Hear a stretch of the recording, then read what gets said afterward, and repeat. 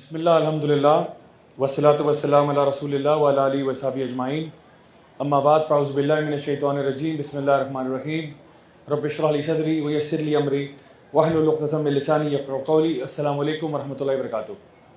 الحمد للہ آج اللہ رب العزت کی توفیق سے ہم لوگوں نے 24واں جز یا 24واں پارہ جو ہے اس کو ہم نے نماز تراویح میں سنا ہے، اور آج چونکہ طاق رات ہے، 23ویں رمضان ہے، تو میں دعا کرتا ہوں کہ اللہ تعالیٰ ہم سب سے ہماری تمام عبادات قبول فرمائے اور بہترین اجر عطا فرمائے.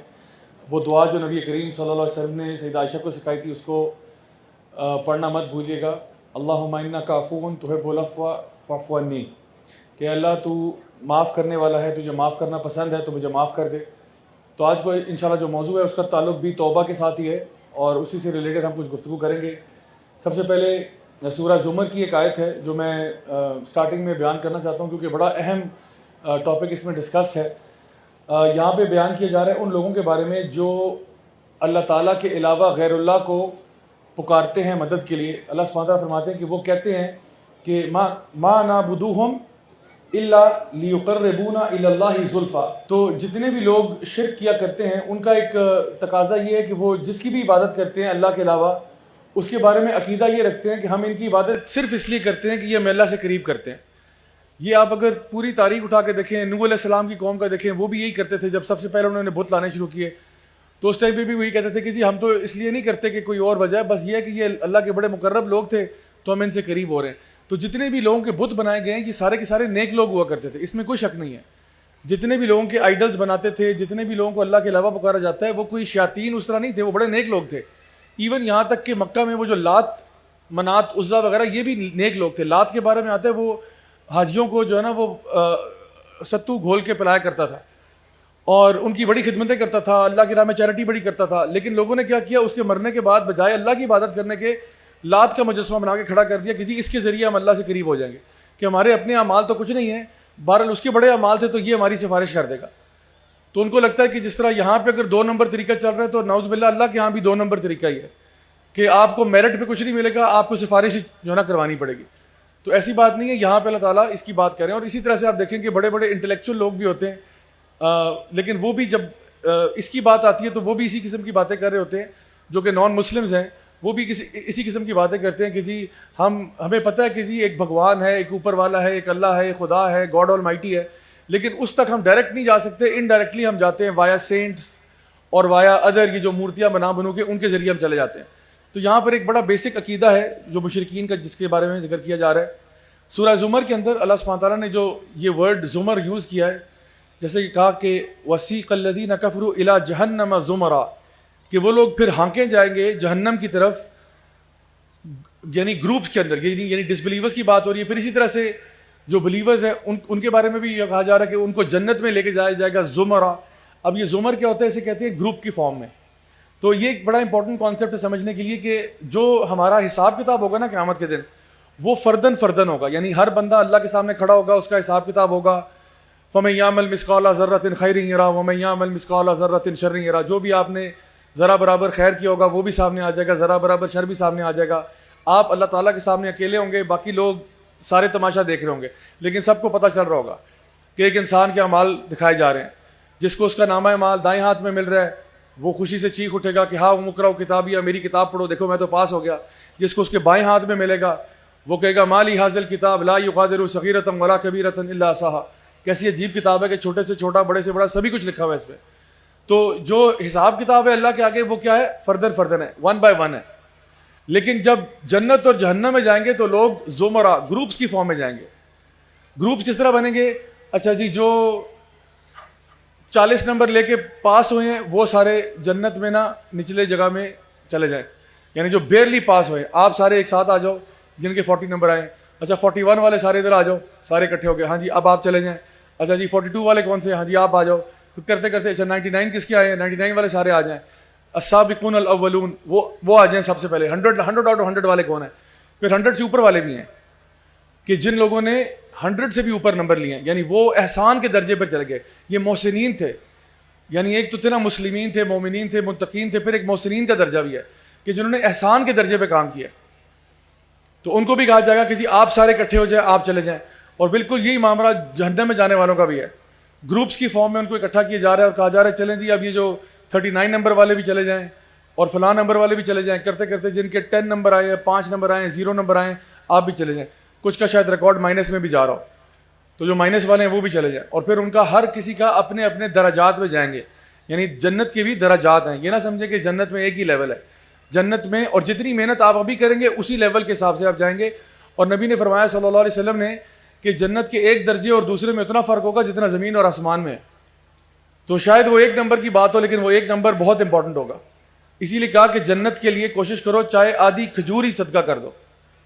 ہو سکتا ہے وہ آدھی کھجور ہی آپ کو کسی اور سے سبقت لے جائے اور آپ کے بجائے 85 کے 86 آ جائے, اور وہ 86 میں پتہ نہیں کدھر پہنچے ہوں گے آپ. تو اس لیے خاص طور پر یہ طاق راتیں چل رہی ہیں اللہ کی راہ میں خرچ کرنے کے لیے, اللہ تعالیٰ کی راہ میں نیکیاں کرنے کے لیے خوب محنت کریں, کوشش کریں, اور یہی سوچیں کہ انشاءاللہ جو بھی میں کوشش کروں گا اللہ جانتا ہے کہ اس کا کتنا اجر اللہ تعالیٰ میرے حصے میں رکھے گا اور کس زمرہ کے ساتھ میں جو ہے جنت میں انشاءاللہ الرحمن داخل ہوں گا. نبی کریم صلی اللہ علیہ وسلم کی حدیث آپ نے فرمایا کہ ہر بندہ جو ہے وہ اپنے محبوب کے ساتھ ہی اٹھایا جائے گا, اور اس سے بھی آئیڈیا ہوتا ہے کہ جن سے آپ محبت کرتے ہوں گے ظاہری بات ہے آپ کو ان کے ساتھ اٹھایا جائے گا, آپ کا حساب کتاب ان کے ساتھ ہوگا. تو اسی لیے صحابہ فرماتے ہیں کہ یہ تمہارے لیے عید کا دن تھا کہ جس دن ہم نے سنا کہ جی ہر بندہ اپنے محبوب کے ساتھ اٹھایا جائے گا, تو ہمیں تو کوئی شک نہیں تھا اس بات میں کہ ہمیں نبی کریم صلی اللہ علیہ وسلم سے والہانہ پیار ہے. باقی ساری باتیں اپنے جگہ, لیکن ان سے پیار ہمیں دل میں گارنٹی تھی. تو بالکل ایسے ہی انسان کو اپنے معاملات کو دیکھنا چاہیے. اب سورہ مومن میں جس کو سورہ غافر کہتے ہیں, اس میں اللہ سبحانہ تعالیٰ نے ایک مومن کا ذکر کیا ہے, ایک ایسا شخص کہ جس کے بارے میں آتا ہے کہ وہ فرعون کے گروپ میں سے تھا لیکن مومن تھا. اس کو آپ کہہ لیں وہ جو کہتے ہیں نا گھس بیٹھیا, لیکن اچھا گھس بیٹھیا تھا, یعنی کہ وہ ایسا شخص تھا جس نے اپنا ایمان چھپایا ہوا تھا. اللہ تعالیٰ فرماتے ہیں وقال الرجل المؤمن من آل فرعون یکتم ایمانہ, اس نے اپنا ایمان چھپایا ہوا تھا وہ آل فرعون میں سے, لیکن وہ کرتا کیا تھا. اب یہ بڑی حکمت کی بات ہے, خاص طور پہ وہ لوگ جن کا تعلق پالیٹکس کے ساتھ ہے, جن کا تعلق کسی قسم کی اسٹریٹجی کے ساتھ ہے کہ آپ نے کسی جگہ پر رہ کر اپنا کام کیسے کرنا ہوتا ہے. تو یہ جو مومن ہے جس کا ذکر اللہ تعالیٰ نے کر دیا اور اس کی اسپیچ کو ریکارڈ کر دیا قرآن مجید میں کہ اس نے جو وہاں پہ اسپیچ دی تھی کیا دی تھی. اب وہاں پہ پلاننگ چل رہی ہے موسیٰ علیہ السلام کو اسیسنیٹ کرنے کی, تو اس نے کہا, اس نے اپنا ایمان نہیں ثابت کیا, اس نے یہ تو یہی ثابت کر رہا ہے کہ میں تمہاروں میں سے ہوں. تو اس نے کہا دیکھو بھائی بات سنو, بات دراصل یہ ہے کہ تم مارنا چاہتے ہو موسیٰ کو. اب موسیٰ کے بارے میں 2 ہی باتیں ہو سکتی ہیں, تیسری کوئی نہیں ہے. یا تو موسیٰ سچ بول رہا ہے اور یا موسیٰ جھوٹ بول رہا ہے. اگر تو موسیٰ جھوٹ بول رہا ہے تو وہ تو اللہ کے بارے میں جھوٹ بول رہا ہے, تو اللہ تو اس کے لیے کافی ہو جائے گا, اللہ خود ہی اس کو نبٹ لے گا. وہ اللہ کے بارے میں جھوٹ بول رہا ہے, اللہ اس کو نبٹ لے گا, اللہ تعالیٰ خود ہی اس کو نیست و نابود کر دے گا. اور اگر وہ سچ بول رہا ہے تو پھر تم اس سے کیوں پنگا لے رہے ہو, پھر تو اس کا مطلب اللہ اس کے ساتھ ہوگا. اور جس طرح پہلی قوموں میں عاد اور سمود اور قوم نوح کے ساتھ ہوا تھا, یہ نہ ہو کہ تمہارے ساتھ ایسا ہو جائے. تو میرے اعتبار سے تو اس کو چھوڑ دو, اس کے ساتھ ابھی کوئی زیادتی کا معاملہ نہ کرنا.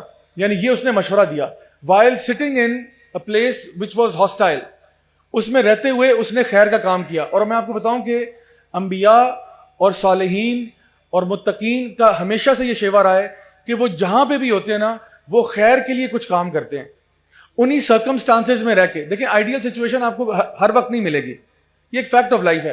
آپ کو یہ نہیں کہ ہر چیز جی ماشاء اللہ تبارک اللہ خلفاء راشدین کا دور چل رہا ہے, ہر بندہ متقی ہے, سارے لوگ 5 وقت کی نمازیں پڑھ رہے ہیں, کوئی کرپشن نہیں ہے, یہ کہاں ہوگا. ایسا نہیں ہوگا. آپ کو سچویشن ملے گی لیس دین پرفیکٹ, ہمیشہ لیس دین پرفیکٹ. کبھی کبھار ڈاؤن رائٹ ہاسٹائل سچویشن ملے گی آپ کو, لیکن آپ نے کیا کرنا ہے, آپ نے اس سچویشن میں دین کی خدمت کے لیے کوئی کام کرنا ہے بس. اگرچہ بت ہیں جماعت کی آستینوں میں, مجھے ہے حکم اذان لا الہ الا اللہ, آپ نے اذان دینی ہے بڑے طریقے کے ساتھ, یعنی حکمت کے ساتھ کام کرنا ہے آپ نے. اب آپ دیکھیں یوسف علیہ السلام کی ہم نے سٹوری پڑھی تھی. یوسف علیہ السلام جا کے عزیز مصر کی حکومت میں فائنانس منسٹر لگ گئے جا کے. اب آج کے کوئی بندہ ہو وہ کہ دیکھو دیکھو جا کے کافروں کی حکومت میں جا کے منسٹر لگ گئے. لیکن یوسف علیہ السلام نے کیا کیا, ان کو پتا تھا کہ میرے آنے سے فائدہ ہوگا مومنین کو اور جنرلی عوام الناس کو بھی. تو انہوں نے اپنے آپ کو نامنیٹ کیا کہ جی میں اس معاملے میں علم بھی رکھتا ہوں اور میں امین ہوں, امانت میں خیانت نہیں کروں گا. تو ان کو اپوائنٹ کر لیا کہ جی عزیز مصر کی جو حکومت ہے, بادشاہ جو مصر کا ہے, وہ کوئی یعنی کوئی قرآن و سنت کے مطابق تھوڑی زندگی گزار رہا تھا. وہ تو اس کی اپنی, وہ تو دین الملک پہ تھا, وہ تو ان کا اپنا دین تھا. تو وہاں جا کے یوسف علیہ السلام فائنانس منسٹر لگ رہے ہیں. کیوں؟ کیونکہ ان کو پتا تھا, اللہ کے نبی ہیں, ان کو پتا تھا کہ میرے سے خیر آ سکتی ہے, اور وہ یقیناً آئی, تاریخ گواہ ہے کہ جو خیر وہ وہاں پہ لے کے آئے. اور شاید کیونکہ وہ پیسفل ٹائمز کریٹ کیے، وہ انوائرمنٹ کریٹ کیا، کتنے لوگوں کے دین پہ آنے کا ذریعہ بنا ہوگا وہ. کیونکہ جب آپ ایک امن و امان کی سچویشن کریٹ کرتے ہو تو لوگ تھوڑا اللہ کی طرف بھی لا لگا لیتے ہیں. لیکن جہاں پہ لوگوں کو بھوک اور پیاس لگی اور صبح یہ نہ پتا ہو کہ جی کھانا کیسے آئے گا، بچے میرے بھوک سے مر جائیں گے، اس سچویشن میں جو ہے نا لوگ کبھی کبھار کفر کی طرف چلے جاتے ہیں. اسی لیے ہمیں یعنی جو فقر و فاقے کی زندگی ہے نا، اس سے بھی پناہ مانگنی چاہیے کہ کبھی کبھار انسان بہت ہی بھوک اور افلاس میں بھی نا دین سے اتر جاتا ہے، بہت زیادہ ایکسٹراویگنس میں بھی دین سے اتر جاتا ہے، بہت زیادہ فقر و فاقے میں بھی دین سے اتر جاتا ہے. دونوں سائڈوں پہ، دونوں ایکسٹریمز پہ پرابلمز ہیں. عیاشیاں اتنی ہوتی ہیں، بندہ کہتا ہے بس میرے پاس تو سب کچھ ہے، مجھے نعوذ باللہ اللہ کی ضرورت ہی نہیں ہے. یا پھر بندہ بھوک اور پیاس اور اس میں اتنا غربت میں نیچے چلا جاتا ہے کہ وہاں پہ بھی جا کے وہ اللہ کو بھول جاتا ہے کہ بس میرے پاس تو ہے کچھ نہیں، میں تو مجھے بس ایک وقت کی روٹی مل جائے بڑی بات ہے. تو اس لیے ایک مومن جو ہے وہ جس کیپیسٹی میں ہوتا ہے انشاءاللہ وہ خیر کا معاملہ کرتا ہے. اور یہاں پہ ایک لفظ ہے جو کہ اسی سورہ میں آیا ہے 2 دفعہ اور پوری قرآن میں کہیں نہیں آیا، اور وہ ہے سبیل الرشاد. اور یہ شخص کہتا تھا کہ دیکھو میں تمہیں سیدھے راستے پر، ہدایت کے راستے پر لے کے جا رہا ہوں. اور ایک چیز پتہ چلتی ہے کہ جو بھی لوگ برے لوگ بھی ہوتے ہیں نا، وہ بھی یہی کہہ رہے ہوتے ہیں کہ ہم آپ کو سیدھا راستہ دکھا رہے ہیں. یعنی کرپٹ سے کرپٹ لیڈر بھی ہوگا، وہ بھی ورڈز بڑے فلاوری یوز کرے گا کہ ہم تو آپ کے خیر خواہ ہیں، ہم تو آپ کو سیدھے راستے پر لے جانا چاہتے ہیں، ہم تو آپ کو یہ کرنا چاہتے ہیں. لیکن اصل میں سبیل الرشاد وہی ہے جو قرآن و سنت کا راستہ ہے. اور اسی لیے ہمارے گھروں میں، ہمارے فیملیز میں بھی بہت سی چیزیں ایسی ہوتی ہیں، بہت سی شریعت کی باتیں ایسی ہوتی ہیں جن کا ایکچولی دین سے کوئی تعلق نہیں ہوتا، لیکن ہم فالو کر رہے ہوتے ہیں اور اس کو بڑے مٹیکولسلی فالو کرتے ہیں. مثال کے طور پہ ہم نے کچھ ایسا پہلے بات کی تھی پردے کے احکامات کے بارے میں. اب ایک چیز ہم دیکھتے ہیں ہمارے معاشرے میں کہ جب اذان ہوتی ہے تو کوئی لڑکی ہوگی جو نارملی پردہ نہیں کرتی، وہ اذان کے ٹائم پہ دوپٹہ کر لے گی. تو بات یہ کہ اذان سے کیا خطرہ ہے آپ کو؟ خطرہ تو یعنی جب بازار میں آپ جاتے ہیں تو وہ جو لوگ ہیں نامحرم، وہ جو دیکھ رہے ہیں ان سے خطرہ ہے. لیکن آپ بازار میں جا رہے ہیں، اذان ہو رہی ہے، آپ نے سر کور کر لیا، تو اذان سے کون سا خطرہ تھا جو پہلے خطرہ نہیں تھا؟ تو یہ جو شریعت بنائی ہے یہ تو نبی کی شریعت تو نہیں ہے، کوئی ایسی حدیث ہو، کوئی قرآن کی آیت ہو کہ جیسی اذان ہو اے مومن عورتوں سر پہ دوپٹے کر لیا کرو. ایسا تو کچھ نہیں ہے نا. تو یہ کہاں سے آیا؟ تو کئی چیزیں ہمارے پاس ایسی چل رہی ہیں جو کہ اچھا پھر وہ ہم جائے نماز پڑھتے ہوئے کارنر فولڈ کر دیتے ہیں. تو پوچھا جائے یہ کیوں کرتے ہیں؟ کہتے ہیں وہ شیطان نماز پڑھ لے گا. اب یہ کون سی حدیث ہے، یہ کون سی قرآن کی آیت ہے کہ چلے شیطان نماز پڑھ لے گا تو پڑھنے دیں اس غریب کو، وہ آپ کی جان چھوڑے گا، بلکہ اسے کہے تم باجماعت نماز پڑھو، آ کے سارے اپنے اولیاء کو بھی لے کے آؤ، سارے مل کے جماعت کرو، میرا سر کھانا چھوڑو، جاؤ نماز پڑھو جا کے. تو بہت ساری چیزیں آپ اپنے معاشرے میں نا مطلب چھوٹی چھوٹی اٹھا کے دیکھیں، پتہ نہیں ہم کیا چیز فالو کر رہے ہیں، اور ہم اس کو سبیل الرشاد سمجھتے ہیں. ہم سمجھتے ہیں نہیں ہمارے آباء و اجداد کا طریقہ بڑا پکا تھا، بڑا صحیح طریقہ تھا، حالانکہ دلیل ہمارے پاس بھی کوئی نہیں ہے. تو اصل دلیل کیا ہے؟ قرآن و سنت ہے. ہر چیز کو آپ نے قرآن و سنت کے لینز میں دیکھنا ہے، کیا یہ بات ہے یا کیا یہ بات نہیں ہے. اور اگر تو ہے الحمدللہ اس کو فالو کرنا چاہیے، اگر وہ بات نہیں ہے تو چھوڑ دیں اس کو، کوئی ضرورت نہیں ہے. خواہ مخواہ اپنی شریعت کریٹ نہ کریں، اپنی طرف سے آپ نے چیزیں کریٹ کی ہوئی ہیں، نہیں ایسے نہیں ہو جاتا پھر ویسے ہو جاتا ہے. وہ جو چیزیں ہیں وہ اللہ اور اس کے رسول نے بتا دی ہوئی ہیں. تو اس گمراہی سے بچنے کے لیے ہمارے پاس جو راستہ ہے وہ یہی والا ہے جو کہ اللہ تعالیٰ نے خود بتایا. اب یہاں پہ سورہ زمر میں ہم نے کچھ دیر پہلے یہ آیت سنی تھی کہ اللہ تعالیٰ یہ بات ارشاد فرماتے ہیں قل یا عبادی الذین اسرفوا علی انفسہم لا تقنطوا من رحمت اللہ ان اللہ یغفر الذنوب جميعا انہ هو الغفور الرحیم، کہ اے میرے بندو جنہوں نے اپنی ذات کے ساتھ ظلم کیا گناہ کر کے، اللہ تعالیٰ کی رحمت سے مایوس نہیں ہونا. کیوں؟ کیونکہ یقیناً اللہ تعالیٰ تو تمام گناہوں کو معاف کر سکتا ہے، اور وہ غفور بھی ہے، رحیم بھی ہے، گناہوں کو معاف کرنے والا، رحم کرنے والا ہے. تو یہاں پر پتہ چل رہا ہے کہ کبھی بھی اللہ تعالیٰ کی رحمت سے مایوس نہیں ہونا چاہیے.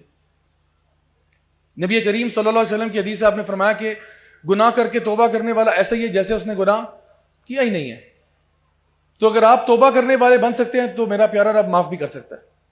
بلکہ اللہ تعالیٰ فرماتے ہیں ان اللہ یحب التوابین ویحب المتطہرین، یقیناً اللہ محبت کرتا ہے ان گناہ گاروں سے جو توبہ کر لیتے ہیں. اللہ تعالیٰ آپ کو معاف کرنے کے لیے تیار ہے، اللہ تعالیٰ آپ کو اپنا دوست بنانے کے لیے تیار ہے. اللہ ولی الذین آمنوا یخرجہم من الظلمات الی النور، اللہ ولی ہے کس کا؟ الذین آمنوا والوں کا. نبی نے فرمایا صلی اللہ علیہ وسلم نے جب انسان گناہ کرتا ہے نا تو اس کا ایمان چلا جاتا ہے، جب وہ توبہ کرتا ہے ایمان واپس آ جاتا ہے. تو اللہ تعالیٰ فرما رہے ہیں یہ جو ایمان واپس ان کا آ جاتا ہے نا، اللہ ولی الذین آمنوا، اللہ ولی ہے کس کا؟ الذین آمنوا کا. یہ جو ایمان لاتے ہیں اللہ ان کو اندھیروں سے نکال کے الی النور، نور کے راستے پہ لے جاتا ہے، صراط مستقیم پر لے جاتا ہے. تو اللہ آپ کو معاف کرنے کے لیے تیار ہے، اللہ تعالیٰ آپ کو اپنا دوست بنانے کے لیے تیار ہے، اللہ تعالیٰ آپ سے محبت کرنے کے لیے تیار ہے، بلکہ اللہ تعالیٰ آپ کے گناہوں کو نیکیوں میں بدلنے کے لیے بھی تیار ہے۔ اگر توبہ آپ کی سچی اور پکی ہے تو پھر اللہ تعالیٰ آپ کے گناہوں کو نیکیوں میں تبدیل کر دے گا۔ اور بتائیں کیا چاہتے ہیں؟ اس سے اچھی کوئی ڈیل سنی آپ نے کبھی؟ اس کے باوجود بندہ توبہ نہ کرے تو پھر قیامت کے دن اللہ کو خود ہی جواب دے، جب اللہ پوچھے گا کہ بھئی تجھے میں نے کوئی کسر چھوڑی تھی معاف کرنے میں؟ یا تو ہونا کہ میں نے کہا کہ میں معاف نہیں کروں گا، میں نے تو کہا تھا معاف کروں گا۔ قل یا عبادی الذین اسرفوا علی انفسہم لا تقنطوا من رحمت اللہ، لا تقنطوا من رحمت اللہ ان اللہ یغفر الذنوب جميعا، یقیناً اللہ تعالیٰ تمام گناہوں کو معاف کر سکتا ہے، تمام گناہ۔ ایک بڑے بزرگ صحابی نبی کریم صلی اللہ علیہ وسلم کے پاس آئے، اتنے بزرگ تھے کہ صحابہ جو ہے نا شاہ فرماتے ہیں کہ چھڑی کے سہارے چلتے ہوئے چلا نہیں جا رہا تھا۔ نبی کے پاس آئے، تین باتیں کہیں، بڑے غور سے سنیں ذرا۔ کہتے ہیں یا رسول اللہ اس کے بارے میں کیا کہیں گے جس نے ہر گناہ کیا ہے؟ یہ بات کلیئر ہے؟ اس کے بارے میں کیا کہیں گے جس نے ہر گناہ کیا ہے؟ کہتے ہیں چھوٹا ہو یا بڑا، یعنی کہ جیسے پہلی بات میں کوئی کمی رہ گئی تھی، یا رسول اللہ اس کے بارے میں کیا کہیں گے جس نے ہر گناہ کیا ہے؟ فرمایا چھوٹا ہو یا بڑا، آگے فرمایا اس نے کوئی گناہ نہیں چھوڑا۔ بات واضح ہو گئی ہے؟ اس سے زیادہ واضح میرا نہیں خیال وہ اپنی بات کر سکتے۔ ہر گناہ کیا ہے، اب ہر گناہ میں آپ کہیں چلو شاید چھوٹے گناہ کیے ہوں گے بڑے نہیں کیے ہوں گے، کہتے ہیں چھوٹا ہو یا بڑا۔ اب آپ سوچ لو کہ شاید چلو سب گناہ کا مطلب سب گناہ نہیں ہوگا، تھوڑے بہت چھوڑے ہوں گے، کہہ رہے ہیں کوئی گناہ نہیں چھوڑا اس نے۔ تو نبی نے فرمایا تمہیں اسلام لا چکے ہو؟ جی میں لا چکا ہوں، اشہد اللہ الہ الا اللہ۔ تو کہا کہ آج کے بعد سے اعمال صالحہ کرنا اور اس پر قائم رہنا، نہ صرف یہ کہ اللہ تمہیں معاف کر دے گا، اللہ تمہارے گناہوں کو بھی نیکیوں میں بدل دے گا۔ وہ کہتے ہیں یا رسول اللہ میری تمام زیادتیاں اور جو کچھ میں نے غلطیاں کی ہیں وہ ساری نیکیوں میں بدل جائیں گی؟ انہوں نے کہا جی ہاں ساری بدل جائیں گی۔ وہ جو ہے نا بزرگ چھڑی کے سہارے آئے تھے، صحابہ بتاتے ہیں جب واپس گئے تو چھڑی ہاتھوں میں اوپر تھی اور اللہ اکبر کرتے چلے گئے، اتنی انرجی آ گئی ان میں کہ اللہ اکبر، کیا بات ہے کہ میرے سارے گناہ نیکیوں میں بدل رہے ہیں۔ تو اللہ تعالیٰ کے لیے معاف کرنے میں کیا مشکل ہے؟ اللہ تعالیٰ تیار ہے، اگر آپ توبہ کرنے کے لیے تیار ہیں اللہ تعالیٰ معاف کرنے کے لیے تیار ہے۔ تو اسی لیے خاص طور پہ یہ رمضان کے مہینے کی برکتوں کی وجہ سے توبہ اور استغفار کا دامن نہ چھوڑیں، یہی وہ ٹائم ہے کہ جس میں ہم اپنے انشاءاللہ گناہوں سے معافی طلب کر سکتے ہیں۔ اسی طرح سے سورہ مومن میں اللہ سبحانہ تعالیٰ نے اپنی کچھ صفات بیان کی، غافر الذنب وقابل التوب شدید العقاب ذی الطول لا الہ الا ہو الیہ المصیر۔ اللہ غافر الذنب ہے، گناہوں کو معاف کرنے والا، یعنی اللہ کی یہ صفت ہے کہ اللہ گناہوں کو معاف کرنے والا، اور یہ مستقل صفت ہے اللہ کی، اللہ گناہوں کو معاف کرتا ہے۔ وقابل التوب، اور توبہ کو قبول کرتا ہے اللہ، آپ توبہ کریں اللہ قبول کر لے گا۔ ایک ہوتا ہے نا کہ یا اللہ تعالیٰ کہتا ہے کہ تم توبہ کرو میں دیکھتا ہوں قبول کرتا ہوں یا نہیں کرتا، اللہ تعالیٰ کہہ رہے تم توبہ کرو میں کر لوں گا قبول، کرو تو صحیح، کرو تو صحیح۔ اور کہا کہ شدید العقاب بھی، اگر توبہ نہیں کرنی، اگر منہ پھیر لینا ہے تو پھر دیکھو اللہ کا عذاب بھی بڑا سخت ہے، پکڑ بھی اللہ کی بڑی سخت ہے، اور اللہ تعالیٰ ہر خیر کا اونر ہے، ہر چیز کا مالک ہے، اللہ کے سوا کوئی عبادت کے لائق نہیں، اور لوٹ کر تم نے اللہ کے پاس ہی جانا ہے، تو تم اللہ سے بچ کے کہاں جاؤ گے؟ اللہ رب العزت کا ایک اصول ہے، ایک قانون ہے کہ جب بھی ہمارے پہ کوئی مشکل یا مصیبت یا پریشانی آتی ہے، اس کی ایک بہت بڑی وجہ ہمارے اپنے گناہ ہوتے ہیں، جس کو ہم لوگ مکافات عمل بھی کہتے ہیں، جس کو انگلش میں کارما بھی کہتے ہیں، اور ہم کہتے ہیں کہ جی what goes around comes around, جیسا کرو گے ویسا بھرو گے۔ تو یہ بات کچھ حد تک صحیح ہے، اور اللہ رب العزت فرماتے ہیں کہ وما اصابکم من مصیبت فبما کسبت ایدیکم ویعفو عن کثیر، کہ جو بھی مصیبت تمہارے پہ آئی ہے وہ تمہارے اپنے اعمال کی وجہ سے، اور یقیناً اللہ تو بہت معاف کرنے والا ہے، کئی دفعہ تو اللہ نے تمہیں ویسے ہی معاف کر دیا ہوا ہے۔ تو جو بھی مصیبت تمہارے پہ آتی ہے تمہارے اعمال کی وجہ سے آتی ہے، اگر آپ ان اعمال پہ توبہ کر لیں تو مصیبتیں کہاں جائیں گی؟ چلی جائیں گی، کیونکہ وہ کھڑی اسی بنیاد پہ تھی کہ آپ کے کرتوت ہی ایسے تھے، آپ نے ان سے توبہ کر لی، وہ بھی چیزیں چلی جائیں گی۔ تو مصیبتیں ٹالنے کا بہت بڑا ذریعہ کیا ہے؟ توبہ اور استغفار ہے۔ اللہ سبحانہ تعالیٰ قرآن مجید میں نوح علیہ السلام کے بارے میں ارشاد فرماتے ہیں کہ ان کی جو قوم شرک کرتے تھے، اللہ کے ساتھ پارٹنرز ایسوسیٹ کرتے تھے، ان کو نوح علیہ السلام کہہ رہے ہیں فَقُلْتُ اسْتَغْفِرُوا رَبَّكُمْ إِنَّهُ كَانَ غَفَّارًا يُرْسِلِ السَّمَاءَ عَلَيْكُمْ مِدْرَارًا وَيُمْدِدْكُمْ بِأَمْوَالٍ وَبَنِينَ وَيَجْعَلْ لَكُمْ جَنَّاتٍ وَيَجْعَلْ لَكُمْ أَنْهَارًا۔ نوح علیہ السلام اپنی قوم سے کہہ رہے ہیں اگر تم لوگ بھی توبہ کر لو تو نہ صرف یہ کہ تمہارے اوپر سے اللہ تعالیٰ مشکلیں مصیبتیں دور کر دے گا، تمہارے گناہوں کو معاف کر دے گا، بلکہ اللہ تمہارے اوپر رحمتوں کی بارش نازل کرے گا، تمہارے مال میں اضافہ ہوگا، تمہیں اولاد عطا فرمائے گا، تمہیں باغات عطا فرمائے گا، ان کے بیچ میں نہروں کو جاری کر دے گا۔ یعنی آپ ایک توبہ استغفار کریں، اللہ تعالیٰ نہ صرف تمہاری مشکلیں دور کرے گا بلکہ خوشحالی لے آئے گا۔ اب آپ ذرا سوچئے کہ کیا ہمیں آج پاکستان میں خوشحالی کی ضرورت ہے یا نہیں ہے کہ یہاں پہ دودھ کی نہریں بہہ رہی ہیں اور ماشاءاللہ ڈالر کا ریٹ جو ہے وہ 12 روپے 8 آنے ہے اور ڈیزل پیٹرول جو ہے وہ تقریباً پانی کے ریٹ پہ مل رہا ہے. تو اگر آپ کو لگتا ہے کہ حالات مشکل ہیں تو اس کا ایک بہت بڑی وجہ ہمارے اپنے کرتوت ہیں. اور آج ہی ایک بھائی نے سبحان اللہ ایک ویڈیو شیئر کیا کہ وہ بلوچستان بارڈر پہ جو اسمگلنگ ہو رہی ہے، ہزاروں ٹرک لائن لگی ہوئی ہے، ٹرکوں کی پک اپس کی، سامان ادھر سے ادھر جا رہا ہے، ادھر سے ادھر جا رہا ہے، مطلب لٹ مچی ہوئی ہے. اور یہ تو صرف ایک پہلو میں نے بتایا، باقی آپ دیکھیں کرپشن کے حالات کیا ہے، مارکیٹ پلیسز میں کیا چل رہا ہے، کیا چور بازاری چل رہی ہے، ہر جگہ پہ حالات آپ دیکھیں، اسکولوں کالجوں یونیورسٹیوں میں دیکھیں کس قسم کے ایونٹس ایکٹیویٹیز ہو رہی ہوتی ہے. مطلب جس طرف آپ منہ اٹھا کے دیکھیں آپ کو بہت عجیب و غریب چیزیں نظر آتی ہیں کہ اللہ تعالیٰ کی شریعت کی دھجیاں اڑائی جا رہی ہیں. تو ایسی قوموں پہ رحمتوں کی بارشیں نازل ہوں، ایسے قوموں کے اوپر اللہ کی رحمتیں اور برکتیں نازل ہوں. تو اگر حالات کو بدلنا ہے تو اپنی سچویشن کو چینج کرنے کے لیے توبہ اور استغفار کا راستہ ہمیں اجتماعی طور پر کرنا ہوگا. جتنے بھی ہمارے ڈپارٹمنٹس ہیں نا ان کو توبہ کرنی ہوگی، ہمیں انفرادی طور پر اور ڈپارٹمنٹس کو اجتماعی طور پر، کہ بھئی ہماری توبہ، ہم یہ کام چھوڑتے ہیں، کرپشن چھوڑتے ہیں، فلاں کام چھوڑتے ہیں، چاہے وہ جوڈیشری ہو یا پالیٹکس ہو یا ایکس وائی زیڈ، جتنی بھی چیزیں ہوں سب کی اجتماعی توبہ کی ضرورت ہے اگر ہم سیریس ہیں اپنے حالات بدلنے کے لیے. ورنہ کوئی بھی، میں نہیں دیکھتا کوئی سیاستدان آ کے یہ کہتا ہے کہ اے میرے عزیز ہم وطنوں آؤ سارے مل کے توبہ کر لیں. ہر بندہ اپنے اپنے اس پہ لگا ہوا ہے. تو آئیڈیا اس کہ ہر انسان کو توبہ کی راہ اختیار کرنی ہے اگر آپ خوشحالی چاہتے ہیں. مسند امام احمد میں امام احمد بن حنبل بیان کرتے ہیں، کہتے ہیں کہ یہ جو عمر بن عبدالعزیز کا دور تھا جس ٹائم پہ لوگ زکوٰۃ دینے جاتے تھے لینے والا کوئی نہیں ہوتا تھا، اتنی خوشحالی آ گئی کہ لوگ زکوٰۃ دینے جا رہے ہیں لینے والا کوئی نہیں ہے. کہتے ہیں اس زمانے کا مجھے ایک پیکٹ ملا جس میں گندم کے دانے تھے، ہول ویٹ کے دانے تھے. اور ہول ویٹ کے دانے کتنے چھوٹے سے ہوتے ہیں؟ تو کہتے ہیں کہ وہ دانے جو تھے وہ کھجور کی گٹھلیوں جتنے بڑے تھے. اور اس پیکٹ پہ لکھا ہوا تھا کہ یہ ہم آپ کے لیے سنبھال کے رکھ رہے ہیں کہ یہ اس زمانے کے گندم کے دانے جس زمانے میں عمر بن عبدالعزیز کا دور تھا، جب اتنی خوشحالی تھی کہ اللہ تعالیٰ نے پھلوں اور پھولوں میں برکتیں ڈال دی تھی. امام ابن القیم رحمہ اللہ فرماتے ہیں کہ اس زمانے کے جو پھل تھے ان کا سائز یہ تھا اور ان کی کوالٹی یہ تھی کہ کہتے ہیں کہ وہ ان کا سائز بہت بڑا ہوتا تھا، آم کا سائز، فلانے کا سائز، سیبوں کا سائز، بڑے بڑے اور انتہائی جوسی فروٹس ہوتے تھے. اور کہتے ہیں کہ جس طرح اللہ تعالیٰ کے عذاب قوموں پہ آتے گئے فروٹوں کا سائز بھی کم ہوتا گیا، ان کی نیوٹریشن بھی کم ہوتی گئی، حتیٰ کہ آج ہمارے پاس وہ ہے جو ہمارے پاس ہے. لیکن اصل ان کی حالت یہ نہیں، اصل حالت ان کی اس سے بہت بہتر تھی. تو یہ کیا ہوتا ہے جب انسان اجتماعی طور پر لوگ گناہوں میں مبتلا ہوں اور بڑے بڑے لیول کے کرپشنیں کر رہے ہوں تو پھر اللہ تعالیٰ نا اس کے اثرات آپ کو زمین پر دکھانا شروع کر دیتا ہے. یا وہ برکتوں کی صورت میں آئے گا اگر آپ اچھا کر رہے ہیں، اگر نہیں کر رہے تو پھر الٹا ہوگا، ریورس لگے گا.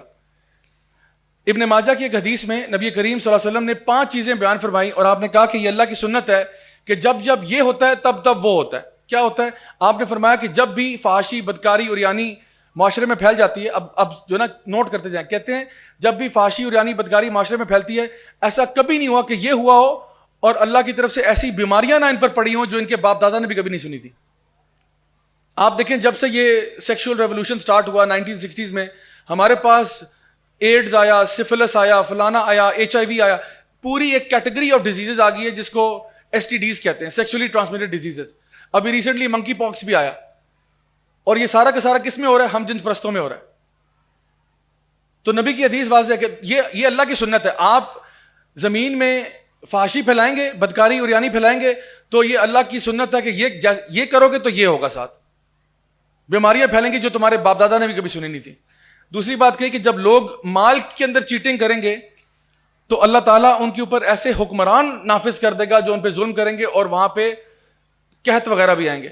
یعنی جب لوگ بزنس میں، یعنی کہ جب آپ کے F10 مرکز میں چوری چکاری ہوگی، جب آپ کی جنا سپر میں چوری چکاری ہوگی، جب آپ کے سینٹورس مال میں چوری چکاری ہوگی، جب XYZ مارکیٹ پلیسز میں، منڈی میں چوری چکاری ہوگی، لوگ ناپ تول میں کمیاں کریں گے، دوسروں میں کرپشن کریں گے تو اللہ کیا کرے گا؟ اللہ کی سنت ہے، اللہ تمہارے پہ ایسے حکمران لے کے آئے گا جو تمہارے ناک میں دم کریں گے اور تمہیں صحیح اوپریس کریں گے. وہ جب تم بازار میں چیٹنگ کرو گے، لوگوں عوام کے ساتھ فراڈ کرو گے، تمہارے ساتھ یہ حرکت ہوگی. تیسری چیز فرمائی، جب تم زکوٰۃ روکو گے اللہ بارشیں روک دے گا. تم اگر زکوٰۃ روکو گے اللہ بارشیں روک دے گا اور اللہ بارش تمہارے پہ کبھی نہ برساتا سوائے اس کے کہ اللہ تعالیٰ کو جانوروں پہ اور پرندوں پہ ترس آ جاتا ہے تو اللہ بارش برسا دیتا ہے. ورنہ تمہارے اوپر تو تم ڈیزرو ہی نہیں کرتے کہ تمہارے اوپر بارش برسائی جائے. جب تم نے اپنا مال روکا ہوا ہے اور تم اس مال کو خرچ نہیں کرتے اللہ کی راہ میں آگے فرمایا کہ جب بھی لوگ اللہ اور اس کے رسول سے کیے ہوئے وعدوں کو توڑ دیتے ہیں تو جان رکھو کہ اللہ تعالیٰ تمہارے اوپر ایسے لوگ مسلط کرے گا, لوگ بھیجے گا جو تمہیں اوپریس کریں گے, یعنی قومیں تم پہ حملہ کر دیں گی, قومیں تم پہ ٹوٹ پڑیں گی. اللہ سے اور رسول سے کیا وعدہ تھا؟ ہم نے کہا تھا ایاک نعبد و ایاک نستعین, ہم نے کہا تھا یا اللہ ہم تیرے دین پر چلیں گے, ہم تیرے بندے بنیں گے, ہم گناہوں کو چھوڑیں گے, ہم خالص تیری عبادت کریں گے. جب یہ وعدے آپ توڑیں گے تو تمہارے اوپر تمہارا دشمن حاوی ہو جائے گا, تمہارا دشمن تمہارے اوپر سبقت لے جائے گا. اور وہ حدیث میں آتا ہے ایک اور میں کہ جس طرح بھوکے دسترخوان پہ پڑتے ہیں اس طرح تمہارے پہ پڑیں گے یہ آ کے, لوٹ کھسوٹ جائیں گے تمہیں, تمہارا تیل بھی لے جائیں گے اٹھا کے, تمہاری ریکارڈک مائنز بھی لے جائیں گے, تمہارے نیچرل ریزروز لے جائیں گے, یعنی ایسی ایسی چیزیں تمہارے پاس جو ویلتھ پڑا ہوگا سارا اٹھا کے لے جائیں گے اور تم بیٹھے تماشا دیکھ رہے ہوگے. جب تم اللہ اور اس کے رسول سے کیے ہوئے وعدے توڑو گے تو تمہارے سے جو بھی تمہارے پاس پوزیشنز ہیں یہ سارے تمہارے آ کے لے جائیں گے. اور 5ویں نمبر پہ چیز فرمائی کہ جب تمہارے لیڈر, تمہارے حکمران اللہ کی کتاب سے فیصلے کرنے چھوڑ دیں گے تو جان لو یہ کبھی ایسا نہیں ہوا کہ انہوں نے اللہ کی کتاب سے فیصلے نہ کیے ہوں سوائے اس کے کہ اللہ تعالیٰ نے ان کو آپس میں لڑا دیا ہو اور یہ آپس میں ایک دوسرے کے گرمانوں میں پڑ گئے ہوں اور آپس میں ایک دوسرے کو ڈیتھ تھریٹس دیتے ہوں. مسلمان ہیں, ہم تو نہیں کہہ رہے کافر ہیں, مسلمان ہیں, ایک دوسرے کے گلے پڑے ہوئے ہیں. جب یہ اللہ کی کتاب سے فیصلے کرنے چھوڑ دیں گے اور اپنی مرضی کے فیصلے کریں گے. یہ میں کہہ رہا ہوں, یہ میں نہیں کہہ رہا, یہ نبی کریم صلی اللہ علیہ وسلم کی حدیث ہے, ابن ماجہ کی بالکل صحیح حدیث ہے. کاز اینڈ افیکٹ بتایا جا رہا ہے, تم یہ کرو گے ایسا ہوگا, یہ کرو گے ایسا ہوگا. اب ہم, وہ آئنسٹائن نے کہا تھا نا کہ if you continue to do the same thing and expect different results every time then you are stupid. کہہ رہا ہے بے وقوف کی تعریف کیا ہے, بے وقوف کی ڈیفینیشن کیا ہے؟ سیم چیز بار بار کر رہے ہو اور سمجھ رہے نہیں ہمارے ساتھ نہیں ہوگا, ہمارے ساتھ ڈفرنٹ ریزلٹ آئے گا. یہ بے وقوفی ہے آپ کی کہ یہ اللہ کی سنت ہے, اللہ کی سنت مستقل ہے, آپ اس کو توڑیں گے اور آپ سمجھیں نہیں ہمارے ساتھ نہیں ہوگا, ہم تو بہت خاص ہیں, ہم تو بہت ہی خاص لوگ ہیں. اللہ کی سنت قائم و دائم ہے اور وہ چلتی رہے گی. امام اکرمہ فرماتے ہیں, کہتے ہیں کہ زمین کے جو کیڑے مکوڑے اور حتیٰ کہ بچھو جو ہیں وہ چیخ اٹھتے ہیں اس بات پر کہ ابن آدم کے گناہوں کی وجہ سے ہمارے اوپر بارشیں رکی ہوئی ہیں. اور امام ابن القیم بھی کہتے ہیں کہ یعنی یہ جو پرندے ہیں اور جو چرند پرند حیوان ہیں اور چوپائے اور حتیٰ کہ چھپکلیاں بھی یعنی گناہ گاروں کو لعنتیں بھیجتی ہیں ان پہ. امام ابن القیم یہ کہتے ہیں. اب سوچیں کہ ایک طرف جو لوگ اللہ کے دین کو پڑھنے کے لیے نکلتے ہیں ان کے لیے مچھلیاں بھی دعا کرتی ہیں سمندر میں, ان کے لیے فرشتے اپنے پروں کو بچھا دیتے ہیں, وہ لوگ جنت کے راستے پر ہوتے ہیں. اور جو لوگ گناہ گار ہوتے ہیں جن کی وجہ سے زمین میں فساد ہوا ہوتا ہے, جن کی وجہ سے زمین میں پرابلمز آ رہے ہوتے ہیں, وہ جانور لعنتیں بھیجتے ہیں ان لوگوں پر. حتیٰ کہ کہا کہ چھپکلیاں, سانپ, بچھو اور کیڑے بھی ان کے اوپر لعنتیں کرتے ہیں کہ لعنت ہو ان کے اوپر, اللہ کی لعنت برسے ان لوگوں پہ کہ ان کی وجہ سے ہمارے اوپر بارشیں رکی ہوئی ہیں. کیونکہ وہ سمجھتے ہیں سبح للہ ما فی السماوات و ما فی الارض, ہر چیز اللہ تعالیٰ کی تسبیح بیان کر رہی ہے, ان کو پتہ کیا چل رہا ہے یہاں پہ. تو یہ صورتحال ہے جہاں تک اس کی بات ہے. اب یہ میں نے آپ کے سامنے ایک لسٹ شیئر کر رہا ہوں, یہ امام ابن القیم کی جو کتاب ہے دوائے شافی, اس میں انہوں نے ایک ایکسٹینسو لسٹ بیان کی ہے احادیث کی روشنی میں اور قرآن مجید کی روشنی میں, وہ لوگ جن پر اللہ کی لعنت ہوئی بھی ہے. اور میں اس لیے یہ بیان کر رہا ہوں کیونکہ کبھی کبھار ہم کوئی گناہ کر رہے ہوتے ہیں, ہمیں پتہ ہی نہیں ہوتا گناہ ہو رہا ہے, اور اس گناہ کی وجہ سے ہماری پرسنل لائف میں یا اجتماعی لائف میں کوئی پرابلمز آ رہے ہوتے ہیں اور ہمیں نہیں پتا ہوتا کہ ہم گناہ کر رہے ہیں. تو میں جلدی جلدی پڑھتا جاؤں گا, بس سنتے جائیں, میں ڈیٹیل میں نہیں جاؤں گا. انشاءاللہ آپ لوگ وہ پھر کبھی انشاءاللہ اس کو ہم ڈسکس کریں گے. ایک فرمایا وہ عورتیں جو ٹیٹوز کرواتی ہیں اور اپنے ہیئر ایکسٹینشنز کرواتی ہیں ان کے اوپر لعنت ہوگی. اس میں عورتیں اور مرد دونوں شامل ہیں. By the way, I browse کو پلک کروانا, دانتوں کو شیپ کرنا, یعنی وہ اس زمانے میں نا مکہ کی عورتیں اپنے دانتوں کو, ٹھیک ٹھاک دانت ہوتے تھے, ان کو نا پوائنٹڈ کرواتی تھی کیونکہ یہ حسن کی نشانی تھا. تو اس کا مطلب یہ نہیں ہے کہ انسان کے دانت ٹیڑھے ہیں تو وہ بریسز لگا رہا ہے تو وہ شیپنگ آف ٹیتھ ہے, وہ شیپنگ نہیں ہے, وہ تو آپ کسی ایب نارمیلٹی کو نارمل پہ لے کے آ رہے ہو. یہ تھا نارمل دانت ہوتے تھے, ان کو چزل کرنا شروع کر دیتے تھے, تیز نوکیلے بنا دیتے تھے. اسی طرح سے وہ لوگ جو ربا کے اندر ڈیل کرتے ہیں, لینے والا, دینے والا, لکھنے والا, سائن کرنے والا, سب پہ لعنت ہوئی بھی ہے. اس کے بعد جو لوگ حلالہ کرتے ہیں, یعنی ڈیورس کرنے کے بعد وہ کہتے ہیں کہ یعنی عورت سے کہیں گے کہ تم فلانے کے ساتھ جا کے شادی کر لو اس نیت سے کہ کل تمہیں وہ طلاق دے دے تاکہ تم میرے پاس واپس آ جاؤ. جو حلالہ کریں گے, کرنے والا, کرانے والا, سب پہ لعنت ہوئی ہے. شراب پینے والا, بیچنے والا, بوٹل کرنے والا, پیکج کرنے والا, سب پہ لعنت ہوئی ہے. اور چور پہ بھی لعنت ہوئی ہے. فالس ڈیمارکیشن آف لینڈ کرنے والے جو اپنے سے آگے کی زمین ہڑپ کر جاتے ہیں, چاہے جو مرضی ہو, یعنی آپ کی زمین نہیں, آپ نے آگے قبضہ کر لیا, اس پہ بھی لعنت ہوئی ہے. جو اپنے والدین کو قرض کرتے ہیں ان پہ بھی لعنت ہوئی ہے. جو اللہ کے علاوہ غیر اللہ پہ سیکریفائس کرتے ہیں, قربانیاں کرتے ہیں, ان پہ لعنت ہے. ان مرد اور عورتوں پہ لعنت ہے جو مرد عورتوں کی مشابہت کرتے ہیں اور جو عورتیں مردوں کی مشابہت کرتی ہیں. وہ لوگ جو کہ بدعتیں کرتے ہیں اور جو بدعتوں کو فالو کرتے ہیں ان پہ لعنت ہوئی ہے. تصویر بنانے والے, ہیومن فیس بنانے والے, ان پہ لعنت ہوئی ہے.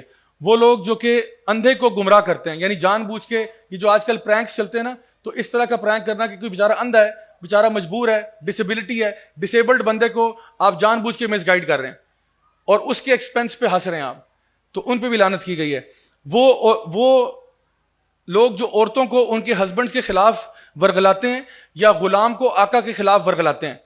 یعنی یہ کتنا کامن ہے کہ آپ کہ کوئی فرینڈ ہو یا کوئی فیملی ممبر ہو, اس کو آپ یہ کہیں کہ نہیں تم اپنے ہسبینڈ کے خلاف ایکشن لو, تم فلاں کرو, بغیر وجہ کے, یعنی اس کے خلاف ورگلانا اور بھڑکانا. اور پھر وہ عورت جو اپنے ہسبینڈ سے دور ہو کے جو ہے نا سوتی ہے وداؤٹ جسٹ کاز, اس کے لیے کیا ہے کہ یہ کہا جاتا ہے کہ اس کے اوپر صبح تک فرشتے لعنت کر رہے ہوتے ہیں.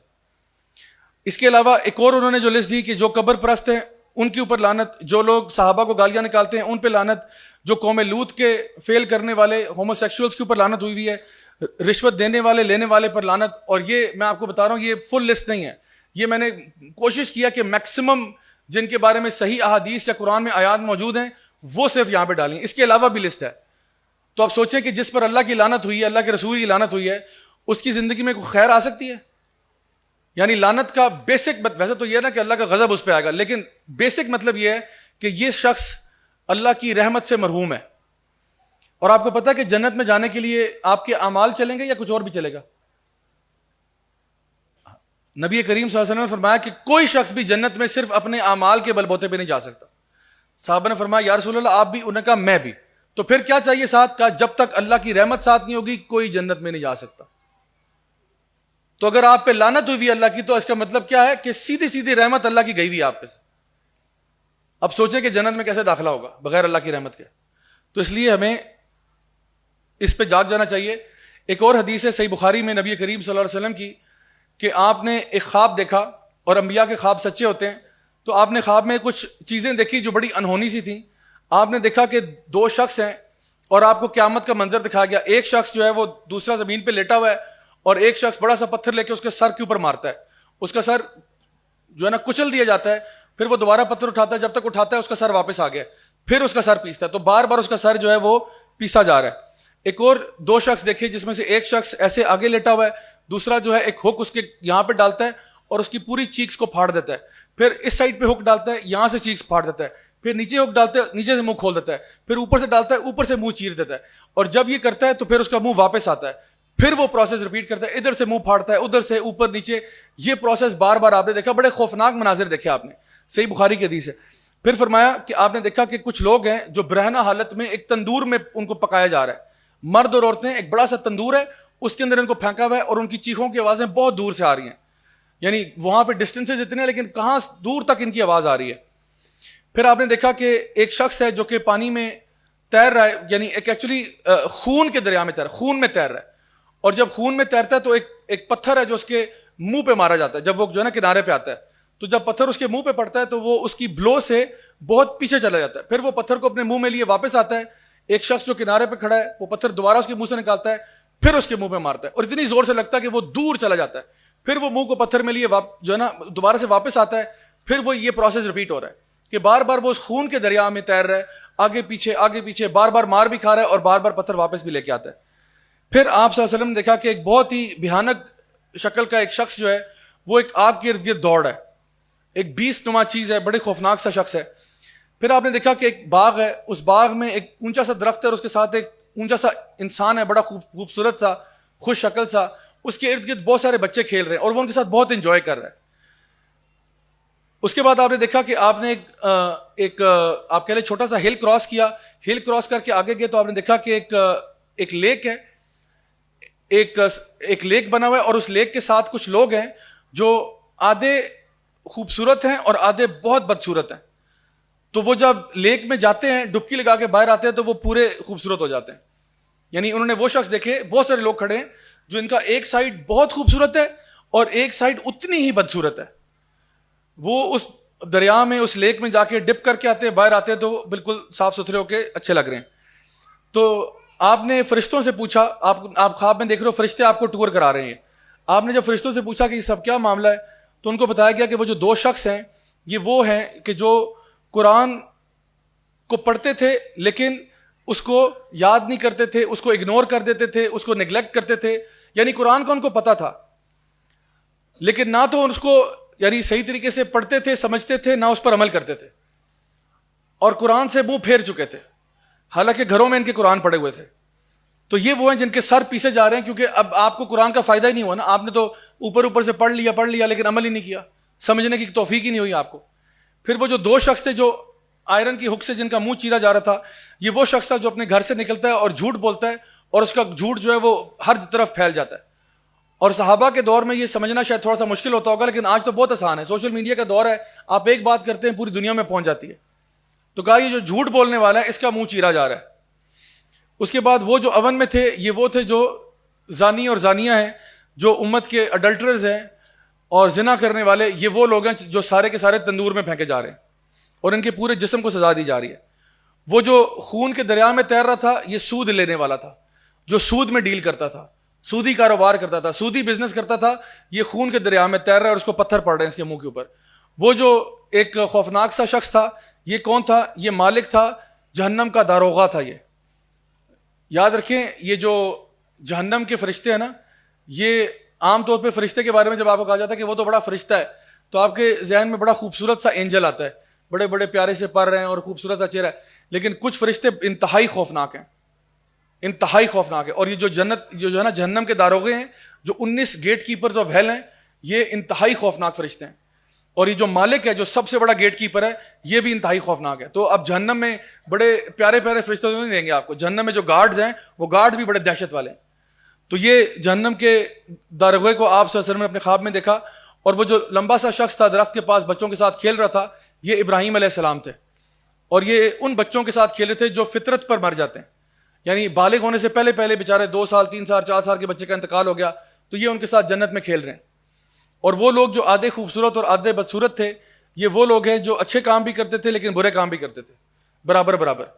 یعنی یہ نہیں کہ ایک ہوتا ہے نا انسان نیکی کی طرف جاتا ہے, یہ وہ لوگ تھے جو 50-50 چل رہے تھے کہ بھئی ہم اچھے بھی کرتے ہیں, یہ جی آج رات ناچ گانا بھی ہوگا اور عشاء کی نماز بھی ہوگی, دونوں چیزیں ساتھ ساتھ چل رہی ہیں. بھئی ہم تو دین اور دنیا کو لے کے چل رہے ہیں. یعنی انہوں نے دنیا جو ہے نا وہ اللہ کی نافرمانی کو دنیا کہہ رہے ہوتے ہیں کہ دین بھی ہے لیکن دنیا بھی تو ہے نا, اللہ کی نافرمانیاں بھی تو ساتھ ساتھ ہی چلتی ہیں. حالانکہ اللہ تعالیٰ فرماتے ہیں یا ایھا الذین آمنوا ادخلوا فی السلم کافہ, اے ایمان والو پورے کے پورے اسلام میں داخل ہو جاؤ. ولا تتبعوا خطوات الشیطان, اور شیطان کے نقش قدم پر نہ چلنا. نبی کریم صلی اللہ علیہ وسلم کی حدیث ہے صحیح بخاری کی, آپ نے فرمایا کہ جب ایک جنازہ اٹھ کے جا رہا ہوتا ہے نا قبرستان کی طرف, تو جو تو نیک شخص ہوتا ہے جو فوت ہوا ہوتا ہے وہ حالانکہ اس کی آواز کسی کو آ نہیں رہی ہوتی, لیکن وہ کہہ رہا ہوتا ہے جلدی کرو جلدی کرو, جلدی سے مجھے قبر میں لے کے جاؤ, کیونکہ اس کو پتا ہے کہ وہ ابھی جو ہے نا جنت کے باغوں میں سے ایک باغ مل جائے گا اس کو. دنیا کے بعد اس کا مقام جو ہے وہ بہت اچھا ہوگا, کیونکہ اس کو پہلے اس کی روح نکالی گئی, بڑے پیار سے نکالی گئی, فرشتے سلام کر رہے تھے, جب وہ اوپر جا رہا تھا اس کا نام لکھا جا رہا تھا, فرشتے سلام کرتے کرتے لے کے گئے. پھر اب واپس اس کی روح واپس آئی, جب اس کا جسم اٹھا کے جو ہے نا قبرستان کی طرف جا رہا ہے, اس ٹائم پہ روح واپس آ جاتی ہے اور وہ کہتا ہے چلو چلو جلدی کرو مجھے لے کے جاؤ فوراً سے قبرستان, مجھے دفناؤ, میرے لیے تو جنت انتظار کر رہی ہے. یعنی وہ اس خوشی میں ہوتا ہے. اور جو اللہ کا نافرمان ہوتا ہے جس کی روح چیر پھاڑ کے نکالی گئی تھی, اور جب وہ اوپر جا رہا تھا آسمانوں میں رجسٹر میں نام لکھوانے کے لیے, تو فرشتے اس پہ لعنت کر رہے تھے کہ کس خبیث کی روح اتنی بدبو کیوں آ رہی ہے اس سے. اور جو جنتی شخص تھا اس سے خوشبو آ رہی تھی, اور وہ فرشتے اس پہ سلام بھیجتے کہ سلامتی ہو اس پر, اس کی وجہ سے کتنی خوشبو پھیل گئی ہر جگہ پہ. تو یہ بدبخت جو ہے جس کی روح بدبودار ہے, یہ جب واپس اس کی باڈی آتی ہے جنازے میں, تو یہ لوگوں کے اوپر کہہ رہا ہوتا ہے کہ برباد ہو جاؤ تم سارے, ہلاک ہو جاؤ. یعنی یہ جو اس کے فیملی ممبرز ہیں نا, فیملی ممبر نے جنازہ اٹھایا ہوا ہے, بیٹے نے اٹھایا ہوا ہے, بھائی نے اٹھایا ہوا ہے, بیسٹ فرینڈ نے اٹھایا ہوا ہے, پتہ نہیں کس کس نے کندھا دیا ہوا ہے, اور ان کو کہہ رہا ہے برباد ہو جاؤ تم سارے, مجھے کدھر لے جا رہے ہو. اور پھر جب اس کو قبر میں ڈالا جاتا ہے تو چیخو پکار اس کی شروع ہو جاتی ہے, اور نبی نے فرمایا اگر تم یہ سن لیتے تم مر جاتے. اگر تم قبر کی یہ چیخیں سن لیتے, یہ کسی کو اس کی آواز, اس کی چیخوں کی آواز ہر چرند پرند کو آتی ہے سوائے انسان کے. اور آپ نے فرمایا اگر تم یہ چیخیں سن لیتے تم مر جاتے. اور ایک اور روایت میں آپ نے فرمایا اگر تم یہ قبر کے اندر چیخیں سن لیتے تم اپنے مردوں کو دفنانا چھوڑ دیتے. اللہ اکبر کبیرہ. My dear brothers and sisters, یہ میں کوئی فیری ٹیل فکشن کی بات نہیں کر رہا ہوں, یہ ریئلٹی ہے.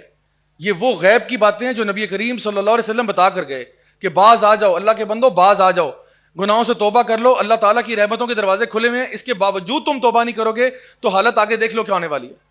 بڑے سے بڑا آپ نے گناہ کیا ہو, بڑے سے بڑا گناہ کیا ہو, اللہ تعالیٰ آج آپ کے پاس موقع ہے, معافی ہو سکتی ہے. آج آپ گڑ گڑا کے معافی مانگیں, اللہ کی بارگاہ میں روئیں, آپ کے یا اللہ مجھے معاف کر دے, اللہ تعالیٰ سارے گناہ معاف کر دے گا. اللہ تعالیٰ بالکل مائنڈ نہیں کرے گا. اللہ تعالیٰ فرماتے ہیں تو زمین و آسمان کو بھی گناہوں سے بھر دے, میں سے بڑی مغفرت تجھے دے سکتا ہوں. تو سارے سمندروں کو گناہوں سے بھر دے, میں اس سے بڑی مغفرت دے سکتا ہوں. آج موقع ہے, جب مر جائیں گے اس کے بعد توبہ کریں گے تب فائدہ نہیں ہوگا. یہ آفر محدود مدت کے لیے ہے. یہ جو آفر ابھی آپ کو ملی ہوئی ہے نا, یہ محدود مدت کے لیے. تو اس لیے عقل مند انسان وہی ہے جو اس کا فائدہ اٹھا لے. آخر میں یہ بات دیکھیے کہ جو بھی گناہ ہم کرتے ہیں اس کا جو اثر ہمارے اوپر ہوتا ہے وہ بڑے آرام آرام سے پھیلتا ہے, جس طرح کسی بیماری کا اثر پھیلتا ہے. یعنی پہلی دفعہ آپ نے اگر کوئی میٹھی چیز کھا لی تو یہ نہیں کہ آپ کو شوگر ہو گیا, آپ مستقل کرتے رہے, بد پرہیزیاں ہوتی رہیں, آگے جا کے کیا ہوا, آہستہ آہستہ آہستہ شوگر کی بیماری ہو گئی. یا کسی کے دانتوں کا پرابلم تھا, دانتوں میں کیڑا لگ گیا. کیوں لگا؟ پہلی دفعہ چاکلیٹ کھانے سے نہیں ہوا, دوسری دفعہ بھی نہیں ہوا, تیسری دفعہ بھی نہیں ہوا, کھاتا گیا مستقل, دانت صاف نہیں کیے, ایونچولی جا کے دانتوں میں کیڑا لگ گیا, اب ٹوتھ پل کرنا پڑ رہا ہے. تو اسی طرح سے گناہوں کے جو اثرات ہماری زندگیوں میں آتے ہیں نا, وہ بھی ذرا آرام سے آتے ہیں. ایسا نہیں ہوتا کہ آج آپ نے گناہ کیا تو ساری مصیبتیں آن پڑیں. ہو سکتا ہے کل آ جائیں, پرسوں آ جائیں, سال بعد آ جائیں, لیکن یقین کرو آ رہی ہیں. یا تو مصیبتوں کے آنے کا انتظار کر لو یا ان کے آنے سے پہلے ہی توبہ کر لو. دو آپشنز ہیں. تو انسان کو چاہیے کہ وہ فوراً سے پہلے, اس سے پہلے کہ مصیبت کوئی آئے, آپ پہلے ہی توبہ کر لیں. اور توبہ کرنے کا مطلب یہ ہوتا ہے کہ انسان گناہوں کو بھی چھوڑ دے اور پھر نیک اعمال کرے. جیسے اگر کمرے میں اے سی لگا ہو اور ساری کھڑکیاں دروازے کھلے ہوں تو شکریہ آپ کا, آپ نے اے سی لگایا, لیکن دروازے کھڑکیاں کھول کے کون سی کولنگ ہوگی یہاں پہ؟ گرمی کا موسم ہے, سارے کھڑکیاں دروازے کھلے ہوئے ہیں. تو بالکل اسی طرح سے گناہوں کو روکو اور نیکیاں کرو. سمجھ آ رہی میری بات؟ گناہوں کے پہلے بریک تو لگاؤ نا. یہ نہیں کہ جی گناہ بھی چل رہے ہیں نیکیاں بھی چل رہی ہیں. گناہ بھی یعنی سارا پیسہ کرپشن کا, سارا پیسہ حرام کا, ہر سال ہر جو ہے نا حج عمرہ کرنے چلے جاتے ہیں. ماشاءاللہ حج عمرہ کرتے ہیں, ماشاءاللہ جی تبارک اللہ, روزہ رسول پہ جاتے ہیں, روتے ہیں, گڑ گڑا کے دعائیں کرتے ہیں. حرام کا بزنس لیکن نہیں چھوڑنا. مجال ہے کہ وہ چھوڑنے کا. اللہ تعالیٰ فرما رہے پہلے حرام تو روکو نا, پہلے گناہ تو روکو, پھر نیکیاں کرو, اس کا مزہ آئے گا تمہیں. کمرہ پہلے سارے کھڑکیاں دروازے بند کرو, پھر اے سی چلاؤ, اس کا فائدہ ہوگا. تو اسی لیے سب سے پہلی چیز کیا ہے؟ اللہ تعالیٰ سے توبہ کی طرف آنا. توبہ کرو, پھر اعمال صالحہ کرو. انشاءاللہ الرحمن اللہ تعالیٰ گناہوں کو معاف کرنے والا ہے. اللہ تعالیٰ سے دعا کہ اللہ تعالیٰ ہماری آج کی عبادات قبول فرمائے اور ہمیں توبہ کرنے کی توفیق عطا فرمائے. بارک اللہ فیکم, والسلام علیکم ورحمۃ اللہ وبرکاتہ.